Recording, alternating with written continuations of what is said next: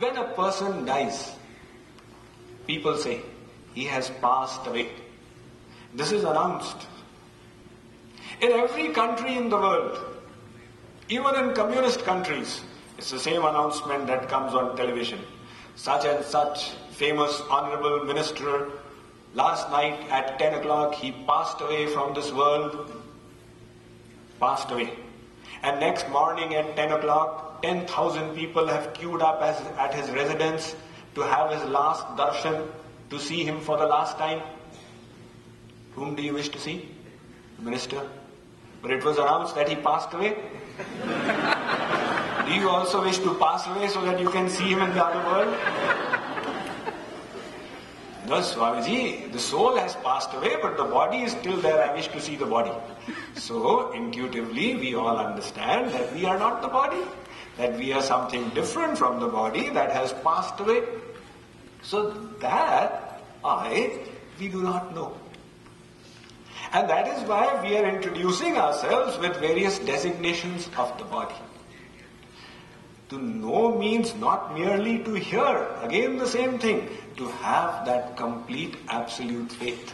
Now because we forgot ourselves, the confusion increased and the complexities got more and more confounded. This is called a compounding mistake. In mathematics, if you begin your calculations from this premise, that 2 plus 2 is equal to 5. Now you've made a mistake in the first equation. Everything else that you calculate on that basis, the mistake is going to keep compounding. In the same way, when we have accepted, I am this body, now we have accepted the relationships of this body as ours. Your father, Swamiji, mother, relatives, these people you see here. Your place of residence, that house there. Again wrong. The Vedas tell us, Divyo Deva Eko Narayano Mata Pita Bhrata Nivasaha Sharanam Surit Gati Narayana Iti. The father of the soul is God Himself. The mother of the soul is God Himself. The eternal relative of the soul is God. The place of residence of the soul is God. Don't you all say in the temple, Tvameva Mata cha Pita Tvameva? Think about it. You're saying Eva. What does Eva mean? Alone. Oh God, you alone are my father. Oh God, you alone are my mother. Tvameva bandhuscha sakha tvameva, tvameva vidya dravinam tvameva, tvameva sarvam mama deva deva. Oh God, you are everything to me. More sabhi ek tum swami deen bandhu pura antarayami. Ramayana states. Gatir bharta prabhu sakshi nivasah sharanam surit. The Gita states. The worldly relatives, they are our relatives for one lifetime. Such relationships we have established again and again in endless lifetimes. This is the grace of God that He makes us forget our past lives. Sometimes people say, Swamiji, why did God not create such a world where we could remember our past lives? I would have known, I was born in that country, I was such a person. No, if God had designed the world in such a way, imagine the confusions that would have taken place. This was my property, how did it become his property? This was my wife, how did she become his wife? There would be so many fights going on. So God said, my dear children, whatever you did in your past lives, I will maintain an account of it. I will note it down. I will keep the entire account in the Sanchit Karma. And I will keep giving you the results from time to time. But you will not remember. Because if you do remember, imagine how much of tension will be created in your minds. We people become tense because of things of one lifetime. 2 years ago, the son-in-law insulted. Oh, he said that to me. Listen, this is what he said. Listen, this is what he said. I imagine one statement that was made 2 years ago is creating so much of tension. If we could remember all the insults of endless lifetimes, what would be the state of our mind? So, in this way, we have been continuously changing that body. Shri Krishna says, Dehinosmin yatha dehe kaumaram yauvanam jara tatha dehantara praptir dhiras tatra namuhyati. He says, Arjun, you are changing your body in this life itself.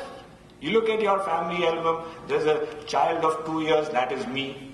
Then you see that teenager's photograph, that is me. And the young adult who's getting married, that is me. And this senior person, that is me. The body has changed so many times in one lifetime. Similarly, at the time of death, the soul changes bodies. But you are not the body. Now, because we thought I am this body, we accepted the relatives of the body as mine. And not only that. Now we accepted the happiness, the pleasures of the body as ours. We made the pleasures of the body as our goal. I am this body. So, what should I do? I want happiness. So, what should I see that will give me happiness? What should I hear that will give me happiness? What should I taste that will give me happiness? Now we started running after the pleasures of the body. But in this pursuit, no one ever attained happiness. If anyone could attain happiness by running after the pleasures of the body, there would be no need for this discourse. However, Ved Vyasji makes an emphatic statement. He says, Yascha mudha tamoloke yascha buddhe parangata tavubhau sukha medhete klishyatyantarito jana. He states that only two kinds of people can be happy in this world. Who? The first is the God-realized saint who is relishing the divine bliss of God. And the second is the madman who has no idea that he is unhappy. In other words, let us say somebody is crazy. Like when a person drinks, then the intellect gets destroyed. So that person, after having drunk, he's fallen in the gutter by the side of the street. And you recognize he's your neighbor. Oh, what are you doing here? Why don't you go and lie down in your bedroom? Why are you lying in this gutter in Irving? So he says that I am lying in my bedroom. Where else am I lying? Now that drink has destroyed his intellect. So that is why he's thinking he's lying in his bedroom. Similarly, Ved Vyasji says that if somebody's intellect is destroyed, he or she is mad, they can say, yes, I am happy. Everybody else will have to admit that 30 years have gone by, 40 years have gone by, 50 years have gone by, and we have still not attained happiness. We are running for happiness, and we have not attained happiness. Then doesn't that mean that we are running in the wrong direction? The problem is that our decision is weak. Our decision is, I am not happy. This decision everybody has. I am not happy, the other person must be happy. I am only a supervisor in that company, that deputy manager must be happy.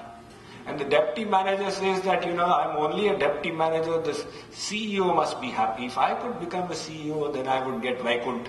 So each person is thinking that I am not happy, the other person is happy. And if we could understand that in this material pursuit of pleasure, no one is happy, then we would do a turn around to the spiritual side.